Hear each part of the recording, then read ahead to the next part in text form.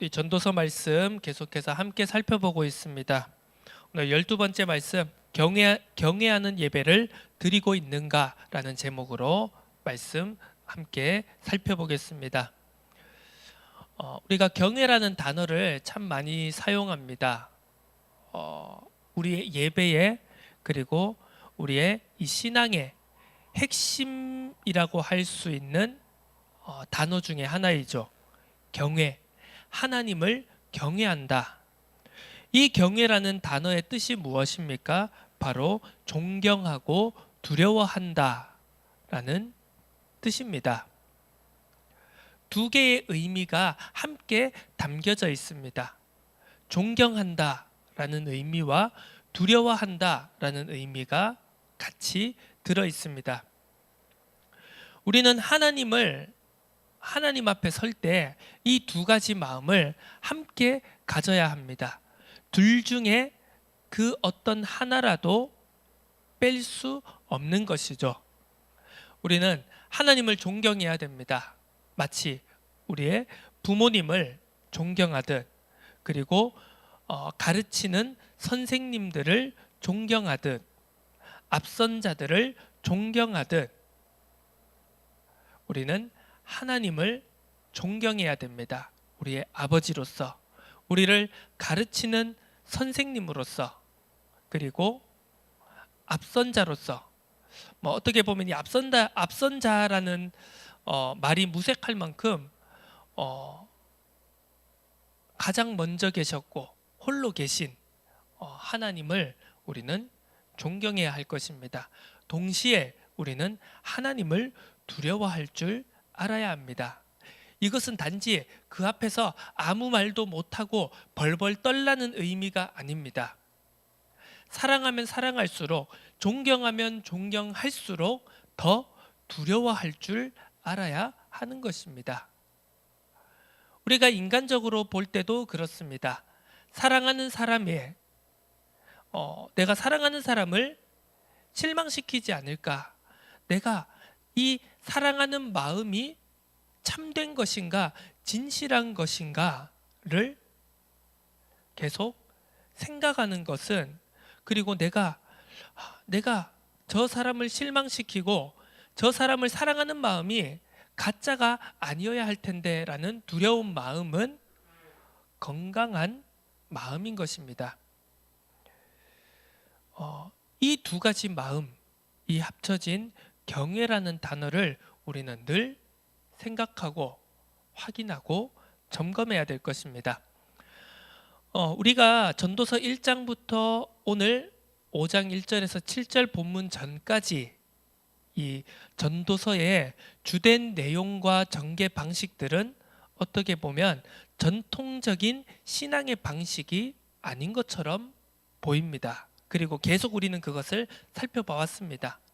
의심하고 질문하고 반문하는 그러한 내용이 계속해서 이어져 왔습니다. 그런데 오늘 본문 5장 1절에서 7절의 말씀은 우리가 익히 아는 형식과 방식의 내용임을 알 수 있습니다. 앞서서의 내용들이 계속해서 반문을 합니다. 질문을 던집니다. 의심을 합니다. 그것이 마치 세상적인 방법, 세상적인 내용처럼 보였습니다. 그런데 오늘 말씀은 무엇입니까? 단정적입니다. 확정적입니다. 이렇게 될 수도 있고 저렇게 될 수도 있다가 아닙니다. 무엇입니까? 바로 너희는 하나님을 경외하라 라는 선언입니다. 우리가 잘 알듯이 이 전도서의 1장부터 이 12장까지의 이 말씀을 쭉 살펴볼 때 마지막 결론이 무엇입니까? 너희는 하나님을 경외하라는 것입니다. 그래서 오늘 어떻게 보면 이 중간 부분, 이 전도서의 중간 부분쯤에 와서 우리가 이것이 하나님의 말씀임을, 우리가 의심하고 우리가 반문하고 질문하는 것이 우리가 불신앙하기 위함이 아닌 우리가 믿기 위함임을 다시 한번 상기시켜주는, 전환시켜주는 그런 내용이라고 할 수 있습니다. 그렇습니다. 우리는 믿기 위해서 의심합니다. 믿기 위해서 질문합니다. 믿기 위해서 몸부림칩니다. 자신을 기독교인이라고, 자신을 신자라고 생각하는 많은 사람들이 이 하나님의 말씀을 분석하고 연구하고 한 절 한 절, 한 글자 한 글자로 쪼개면서 그 결론으로 나아가는 방향 중에 하나가, 이걸 공부할수록, 성경을 연구할수록, 성경을 분석할수록 하나님의 말씀처럼 느껴지지 않는다라는 결론이 하나가 있습니다. 많은 분들이 성경은 분석하는 게 아니야, 성경은 연구하는 게 아니야, 믿는 거야 라고 말씀하십니다. 그 말이 일견 타당합니다. 그리고 왜 그렇게 말씀들을 하시는지 납득이 됩니다. 왜? 말씀을, 우리가 이 성경 66권 말씀을 자꾸 파고들면 파고들수록 의심도 생기고요, 의문도 생기고 많은 궁금증들이 생깁니다. 그 궁금증들이 내가 알던 것과 다르고 내가 믿어왔던 것들과 다른 것처럼 보이기 때문에 신앙을 잃어버리기 쉽다는 것입니다. 자, 그럼에도 불구하고 저는 덮어놓고 믿는 것보다, 야, 그냥 모르겠으면 그냥 믿어 라고 하는 것보다는 저는 의심하고, 그리고 또 질문하고 반문하는 것이 우리가 신앙을 더욱더 깊게 할 수 있는, 우리가 더욱더 하나님께로 가까이 나아가며 우리의 신앙의 단계가 한 단계 한 단계 위로 올라갈 수 있는 길이라고 분명히 확신합니다. 그냥 믿는다라고 할 때는 당장은 쉬운 것 같고, 당장은 내 믿음이 단단해지는 것 같습니다. 하지만 우리가 스스로 질문하지 않고 스스로 우리의 문제와 갈등과 현실 속에서 이 말씀을 가지고 부딪히지 않고 얻은 답은 결국은 더욱더 위기가 왔을 때, 더욱더 어려운 문제와 현실과 갈등이 부닥쳤을 때 그 내가 가지고 있었다고, 그리고 내 것이라고 생각했던 그 답이 얼마나 허무하게, 그리고 얼마나 쉽게 무너지는가를 우리는 우리의 삶을 통해서, 우리의 인생의 경험을 통해서 너무나도 많이 확인할 수 있습니다. 그래서 우리는 항상 질문해야 됩니다. 의심하고, 또 그것이 우리가 불신앙처럼 보인다고 할지라도 우리는 계속해서 생각을 해야 됩니다. 이것이 진짜 하나님의 말씀이 맞는가? 이것이 진짜 내게 답이 맞는가? 내가 어떤 상황과 문제가 닥치더라도, 내게 어떠한 위기가 내 앞에 닥쳐오더라도 이것이 진짜 답이고 내가 흔들리지 않을 수 있는 굳건한 근거인가라는 것을 우리는 직접 부딪히고 직접 힘쓰고 애쓰는 가운데 그 답을 얻어야 하는 것입니다. 자, 그래서 오늘 하나님을 경외하라, 단정적이고 확정적인 이 선언과 고백 가운데서도 오늘 우리는 생각하고 질문하면서 끊임없이 고민하고 묵상하면서 이 경외라는 단어의 참 의미를, 나는 경외를 무엇이라고 생각하고, 나는 경외를 어떻게 이해하고, 경외를 어떻게 붙잡아야 하는가, 어떻게 결론 지어야 되는가를 오늘 어떻게 보면 일부분의 실마리를 오늘 말씀을 함께 나누는 가운데 얻을 수 있는 그런 은혜가 있기를 주님의 이름으로 축원합니다. 자, 오늘 본문 1절에서 7절까지 보면 세 가지 큰 주제가 나오게 됩니다. 첫 번째로는 우리가 하나님의 집, 바로 성전에 관한 내용입니다. 1절에 이렇게 나오죠. 너는 하나님의 집에 들어갈 때에, 그래서 하나님을 경외하는 것, 하나님을 예배하는 것, 이 우리가 이스라엘 역사와 이스라엘 이 문화의 가운데서, 이스라엘이라고 하는 이 배경 가운데서 예배라고 할 때 반드시 이 하나님의 집 성전을 빼놓을 수가 없습니다. 이스라엘이 출애굽을 하고 광야 생활에서 성막을 통해서, 그리고 이 성전을 통해서 바로 하나님을 만나고 하나님과 함께하고 하나님께 예배드리는 이 삶이 성전을 통하여서, 하나님의 집을 통하여서 모든 것이 이루어졌다는 것이죠. 자, 이 하나님의 집이라고 하는 첫 번째 내용이 있고요. 또 두 번째로는 계속해서 반복되어지는 주제 중에 하나가 말하는 것, 바로 서원에 관한 내용이 나오게 됩니다. 이 서원이라는 것은 무엇입니까? 그냥 우리가 신앙적인 표현에서의 약속입니다. 하나님께 드리는 약속이죠. 제가 무엇을 하겠습니다. 하나님을 위해 무엇을 하겠습니다. 라고 약속하는 것이, 맹세하는 것이 바로 서원입니다. 가장 대표적으로는 내가, 아니면 나의 자녀가 하나님 앞에 일평생 쓰임받기를 소원합니다. 나시린으로 드리겠습니다. 라고 하는 서원이 대표적이겠죠. 혹은 무엇을 드리겠습니다. 무엇을 하겠습니다. 라고 하는 여러 가지 형태의 서원이 있을 것입니다. 자, 이 서원이라는 형식을 매개로 한 오늘 말하는 것에 대한 두 번째 내용이 있고요. 세 번째로는 바로 경외라는 내용을 우리가 살펴볼 수 있습니다. 자, 크게 하나님의 집, 말하는 것, 그리고 경외에 대한 이 세 가지 주제를 가지고 오늘 우리는 이 본문 말씀을 어떻게 살펴봐야 되는가? 자,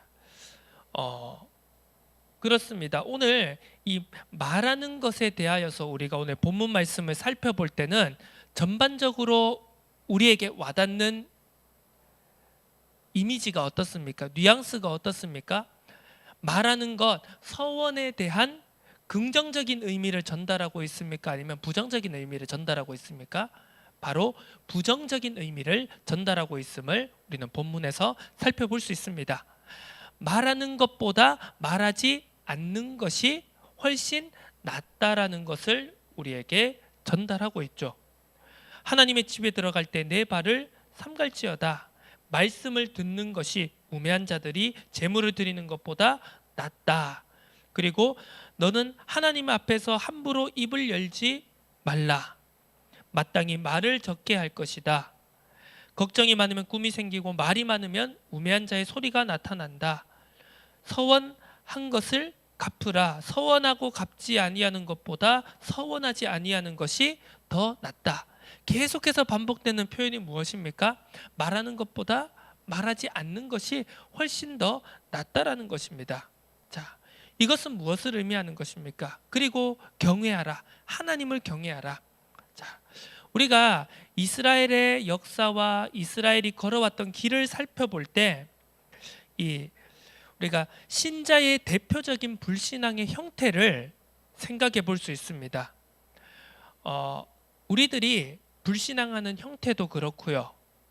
이스라엘 백성들이 이스라엘 역사를 통해, 우리가 성경 말씀을 통해 살펴보는 이스라엘 백성들의 대표적인 불신앙의 형태가 무엇인가 우리가 살펴봤을 때 바로 하나님이 나와 함께 계시긴 하냐라는 질문입니다. 우리가 믿지 않는다면 이런 고민을 할 필요가 없죠. 왜냐? 하나님 안 믿는 사람들은 야, 하나님이 있냐? 라는 존재에 대한 의문을 던집니다. 그런데 우리가 믿는 사람이다 라는 전제를 놓고 생각을 했을 때 믿는 사람들이 하는 불신앙. 자, 믿지 않는 사람들이 하는 불신앙도 있지만 믿는 사람들이 하는 불신앙도 있습니다. 그럼 믿는 사람들이 하는 불신앙이 무엇인가라고 했을 때 하나님이 지금 나와 함께 하시는 것 맞냐라는 질문입니다. 이스라엘 백성들이 계속해서 어려움과 고난을 당합니다. 강대국들에 대해서 어려움을 당합니다. 결국은 멸망하고 포로로 그리고 속국으로 살아가게 됩니다. 그 현실 가운데서 이스라엘 백성들이 계속해서 던진 질문이 바로 이것이었습니다. 하나님이 없다라고는 말하지 않습니다. 왜? 자신들을 스스로 하나님의 백성이라고 부르기 때문이죠. 그런데 그러면 그들이 어떠한 불신앙을 하고 어떠한 불만을 내뱉느냐라고 했을 때 바로 하나님이 우리와 나와 함께 계시긴 하냐라는 것입니다. 우리와 함께 하시지 않는 것처럼 보이기 때문입니다. 이건 우리도 마찬가지고 이스라엘 백성들도 마찬가지였습니다. 자, 그런데 하나님이 나와 함께 계시지 않는 것처럼 느껴집니다. 그래서 안 믿고 싶고요. 그냥 이 뭐 성전이고 뭐고 제사고 뭐고 율법이고 뭐고 다 내팽개쳐 버리고 싶습니다. 그런데 또 다른 감정이 있습니다. 그런데 뭔가 하나님이 두렵긴 두렵습니다. 자신들의 선조들의 이야기들을 통해 전승을 통해 말씀과 율법을 통해 계속해서 배웠습니다. 우리가 흔히 신명기적 역사관, 신명기적 신앙관이라고 불리는 그것입니다. 무엇입니까? 바로 너희가 하나님을 잘 섬기면 복을 받고 하나님을 잘못 섬기면 하나님의 말씀을 불순종하면 벌을 받는다가 바로 그것입니다. 세상적으로 표현하자면 인과율적인 신앙관인 것이죠. 잘하면 복 받고 못하면 벌 받는다입니다. 이건 다른 종교들도 다 마찬가지입니다. 신을 잘 섬기면 복을 받고 신을 잘 섬기지 못하면 신의 화를 입는다라는 것이죠. 하나님이 우리와 함께 하시기는 한 거냐라는 불신앙에 빠지는 순간 그들에게 남는 것은 두려움밖에 없었습니다. 더 이상 하나님을 존경하지 않습니다.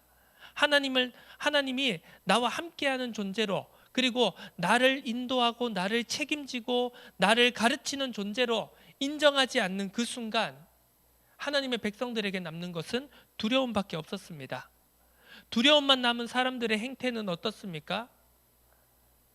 벌 받지 않기 위해서 그 두려움을 덜어내기 위해서 이제는 행위에 집중하게 됩니다. 눈에 보이는 것에 만져지는 것에만 몰두하게 됩니다. 그 결과 어떻습니까? 하나님의 말씀은 듣지 않고 열심히 행위적으로 성전에 가는 것입니다. 성전에 가는 그 행위 자체에 목적을 두는 것입니다. 그리고 그 성전에 가서 제물을 드리고 제사를 지내는 그 행위에만 몰두하기 시작하는 것입니다. 하나님을 존경하지 않습니다. 그런데 하나님을 두려워는 합니다. 그렇기 때문에 성전에 가고 제물은 드리지만 하나님을 믿지는 않습니다. 그냥 단순히 저 벌 받지 않게, 저 망하지 않게 해주십시오 라는 단순히 이방 민족들이 우상 숭배를 하는 것과 별반 다를 것 없는 그런 신앙생활, 우리 표현대로라면 종교 생활을 하게 되는 것이죠. 성전이랑 건물은 가까이 있지만 하나님은 저 어디선가 계시고 그리고 나의 삶에 그리고 인간의 역사에 우리 이스라엘 나라의 역사에는 전혀 관여하지 않으시는 분이라는 그런 생각을 가지게 되는 것입니다. 이것은 어떻게 보면은요, 이 그리스 신화, 그리스 세계, 헬레니즘 세계의 이 신관과도 매우 흡사합니다. 이 헬레니즘 문화권에서 사람들이 가지고 있었던 신에 대한 생각은 무엇입니까? 신에 대해서 이제 저 멀리 있는 존재다라는 겁니다. 신은 인간의 삶에 직접 관여하지는 않습니다. 하지만 변덕스럽게, 그리고 뭔가 인간이 신에게 분노를 일으켰을 때, 신이 인간에게 진노할 때 벌을 내리는 존재다. 하지만 직접적으로 인간의 역사에는 개입하지 않는다. 간접적으로 개입할 뿐이다. 그래서 결국은 무엇입니까? 이 세상의 역사는, 우리 인생은 스스로 인간의 힘으로 쟁취해야 되는 것이다라는 인본주의적 관점이 지배하게 된 것이죠. 우리가 자칫 잘못하면 하나님을 이렇게 헬레니즘적인 신으로, 다신론적 세계관에서의 신으로 생각하기 쉽다는 것입니다. 그냥 신을 어떤 단순한 어떤 에너지로서, 아니면 저 어떻게 멀리 있는 초월적인 존재로서 그렇게 생각하기 쉽다는 것입니다. 자, 우리는 이러한 생각을 경계해야 되고, 이러한 생각에서, 이러한 관점에서 항상 벗어나도록 우리의 신앙을, 그리고 우리의 삶을 확인하고 매 순간 점검해야 하는 것입니다. 자, 성전에는 두 가지 기능이 있습니다.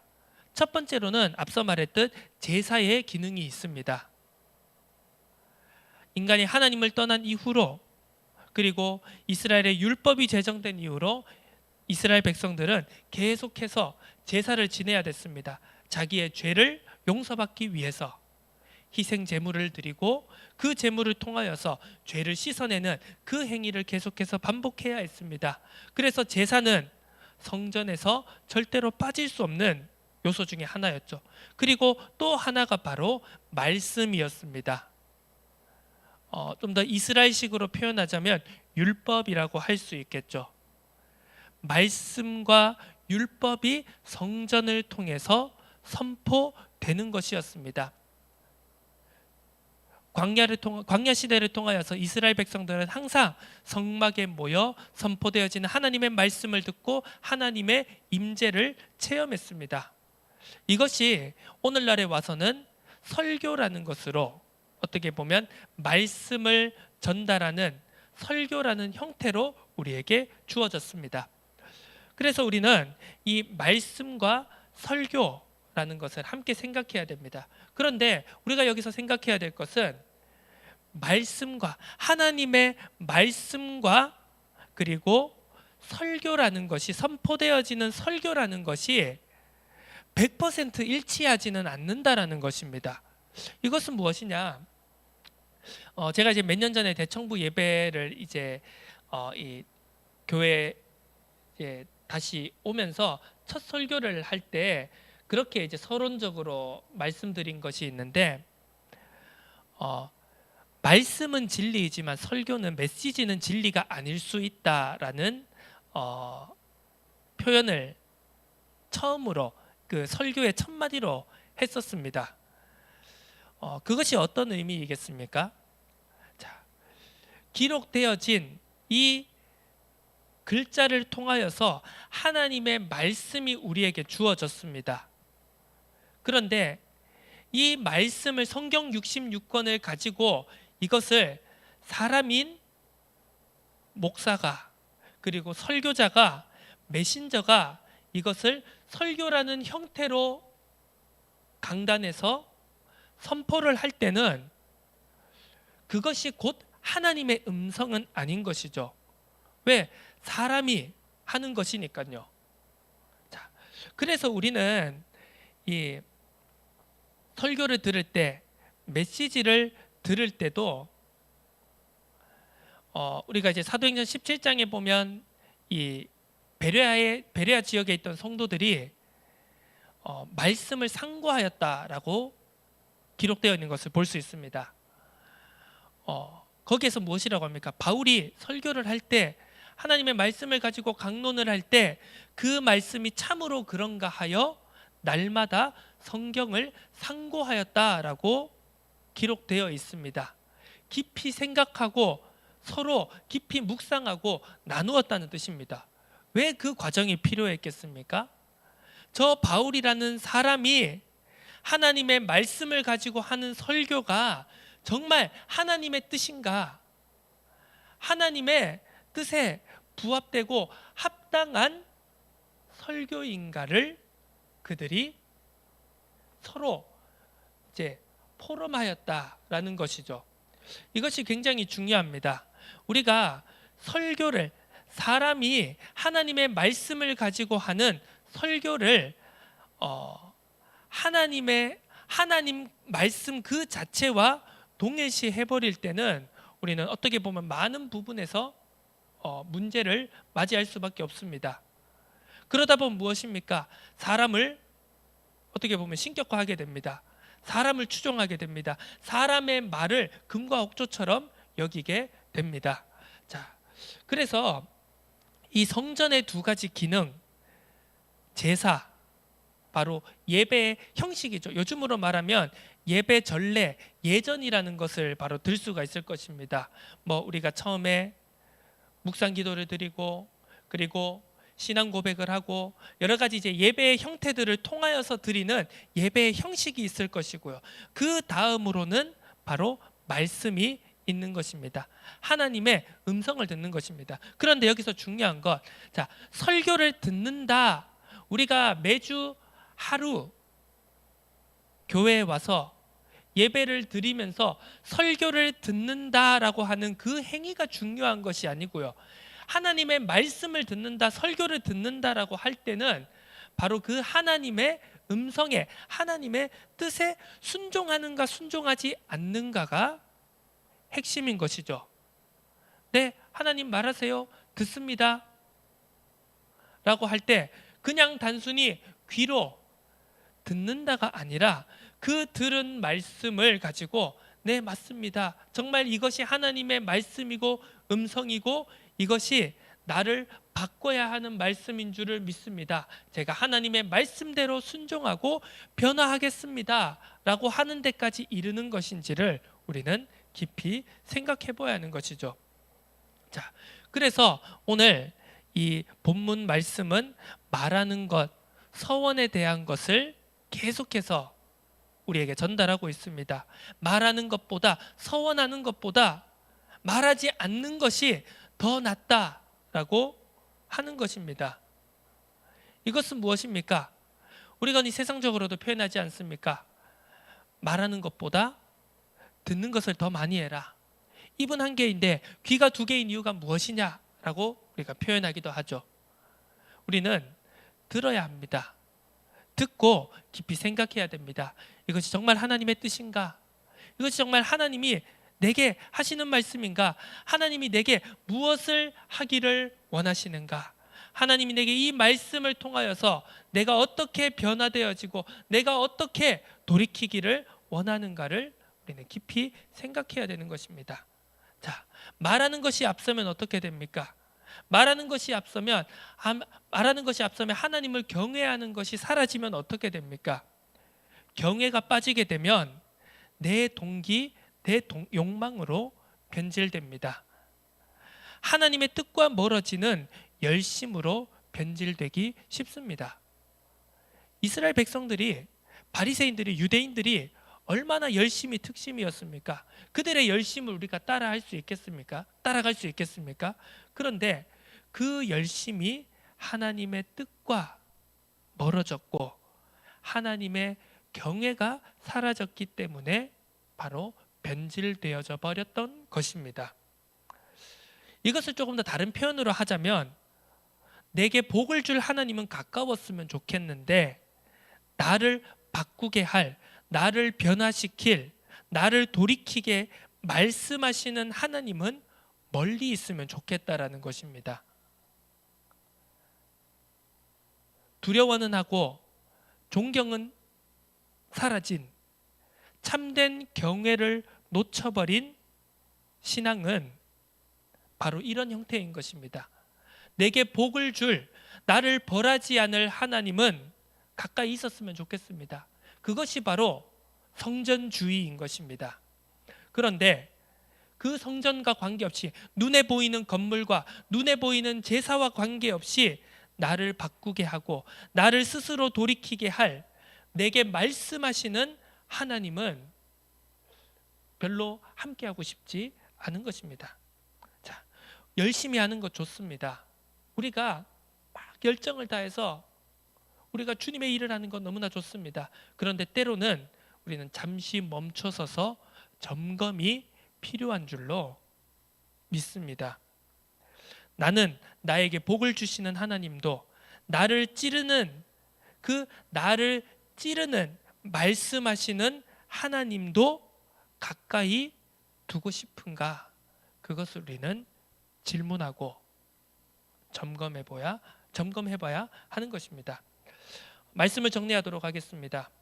경외라는 단어에는 내 삶을 책임지시는 하나님과 그리고 나를 고쳐 나가시는 하나님이 둘 다 들어있는 단어인 것입니다. 우리는 하나님을 경외한다, 하나님을 경외하는 예배를 드린다라고 하면서도 이 성전에 발을 들일 때 내 문제가 해결되어지고 내 소원이 이루어지는 그 예배만 드리고 있는 것인지, 제사와 제물만 드리는 예배를, 복을 비는 예배만 드리고 있는지, 아니면 조금 아프고 조금은 가슴 아프지만 하나님이 내게 야, 너 잘못됐어, 너 지금 어긋나 있어, 너 지금 돌이켜야 돼 라는 말씀을 주실 때, 정말 가슴 아프고 마음 아픈 그 말씀을 주실 때 그 말씀을 듣고 그 말씀에 순종하여 네 하나님, 내가 지금 하나님의 말씀에, 하나님의 뜻에 어긋나 있군요. 제가 돌이키겠습니다. 제가 100% 완전하게 할 자신은 비록 없지만 그래도 하나님 힘쓰고 애써서 한번 돌이켜 보겠습니다. 조금 더 하나님의 말씀과 뜻에 가까이 가려고 노력하겠습니다. 라는 그 순종으로 나아갈 것인지, 그 길을 함께 걸어갈 것인지, 참된 경외의 의미를 우리는 회복해야 하는 것입니다. 목사도 그렇고요, 평신도도 다 성도입니다. 주님의 백성입니다. 성도는 함께 성장해 나가야 합니다. 앞서 말씀을 선포하는 목회자도 메신저도, 그리고 그 말씀을 듣는, 설교를 듣는 평신도도 다 성도이며 함께 하나님을 경외하고 하나님 앞에서 성장해 나가야 하는 성도라는 사실을 우리가 절대 놓치지 말아야 되겠습니다. 우리가 상향평준화라고 하는 것은, 우리가 함께 하나님 앞으로 나아간다라고 하는 것은 바로 우리 모두가 경외의 자리로 돌아가는 것을 의미하는 것일 겁니다. 나는 지금 경외하는 예배를 드리고 있는가? 말씀을 듣고 그 말씀에 순종하여 무릎 꿇고 있는가? 돌이키기 위해 힘쓰고 애쓰고 있는가? 이번 한 주간 이 질문을 던지며 말씀을 묵상하며 깊이 기도하는 가운데 우리의 연약함을, 우리의 한계를 뛰어넘어 바로 그것을 이루게 하시는 하나님의 은혜를 체험하고 누리는 귀한 한 주간이 되어지기를 주님의 이름으로 축원합니다. 하나님 아버지, 감사드립니다. 우리는 지금 하나님을 경외하고 있는가? 이 질문을 던지는 이번 한 주간이 되도록 은혜 더하여 주옵소서. 나를 책임지시는 하나님, 그리고 나를 징계하시고 나를 책망하시며 나를 돌이키게 하시는 하나님,